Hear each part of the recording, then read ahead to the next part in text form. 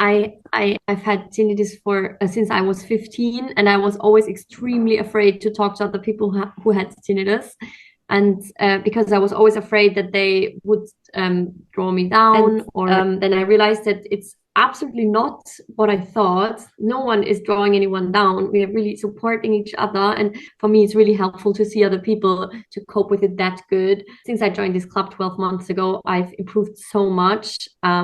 I really feel like I'm nearly at the point where I don't care anymore that I have tinnitus. And Frida, you're so extremely positive. You are so positive about our journeys, and you're authentic, and you have a kind heart. Yeah, And we really benefit from all your knowledge and all your wisdom. We benefit from it so much, and I love how uncompromising you are, and you're just like, yo, yes, I don't know. It just really helped me a lot to be here.